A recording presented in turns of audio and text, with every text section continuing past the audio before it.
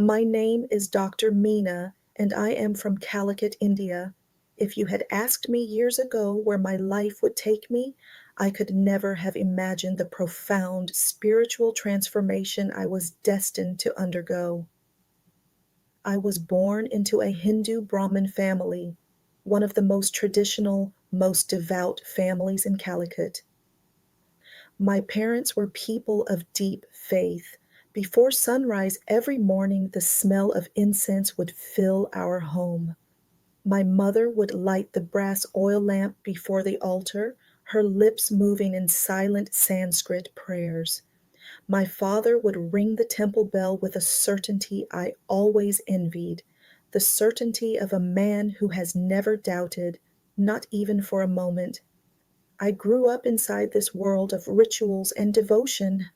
As a child, I participated in every puja, every festival, every ceremony with the obedience of a daughter who loved her parents deeply.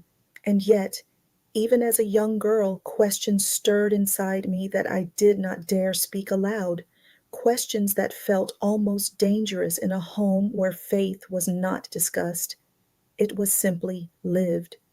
Why did we offer fruits to a statue, but the hungry child at the temple gate received nothing?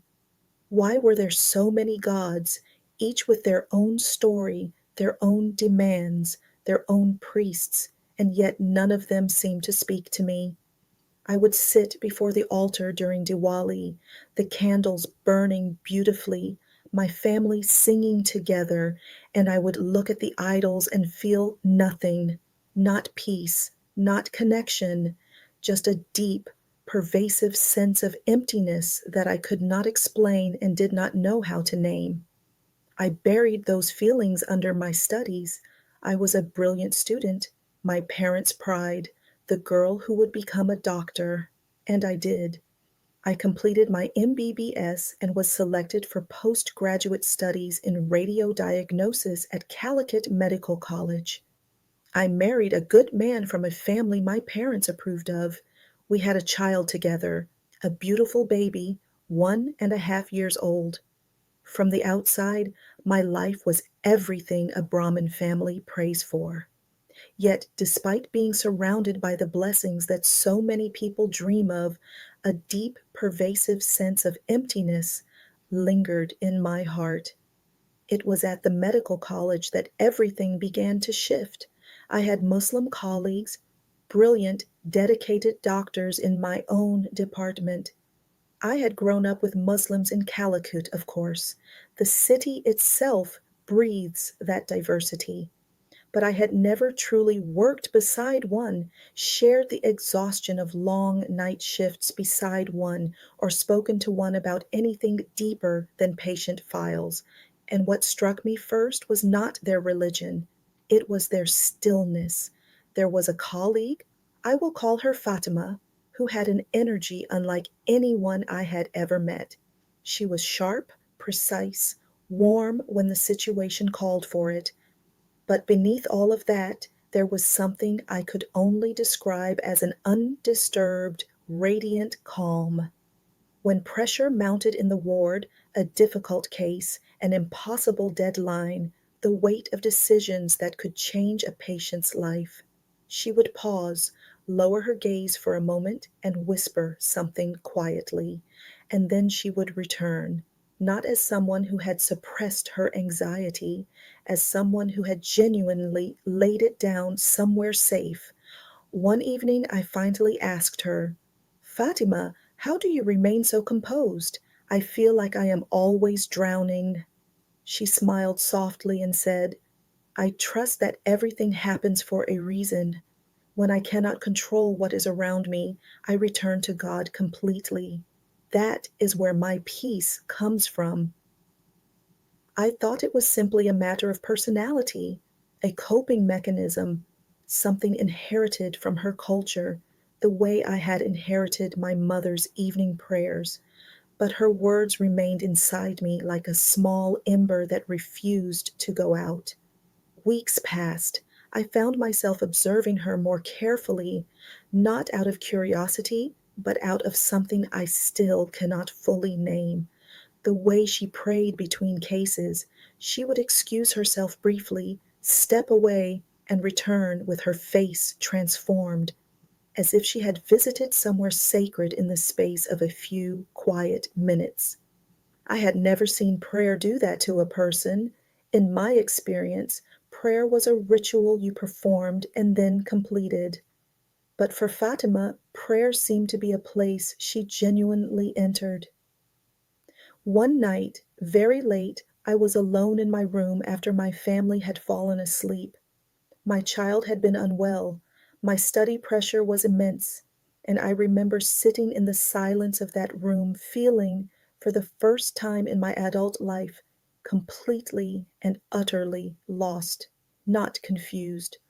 Lost in the way of not knowing who I was praying to, or whether a single prayer of my entire life had ever reached anyone at all. I do not know what made me do it. Perhaps it was desperation, perhaps it was the memory of Fatima's words.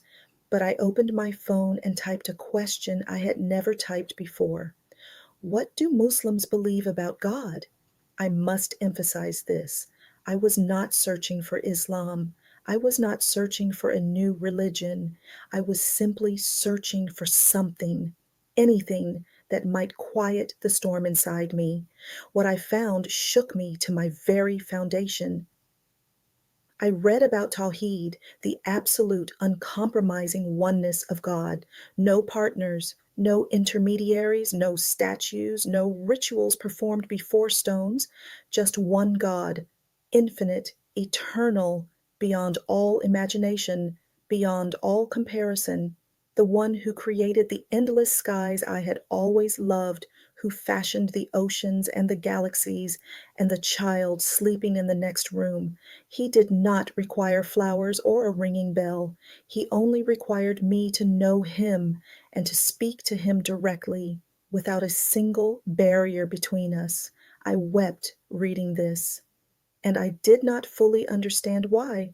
I found a translation of the Quran online. I began reading Surah Al-Ikhlas, four short verses that felt as though they had been living inside my heart my entire life, invisible, waiting patiently for my eyes to finally see them. Say, He is Allah, the One, Allah, the eternal refuge. He neither begets nor is born, nor is there to him any equivalent.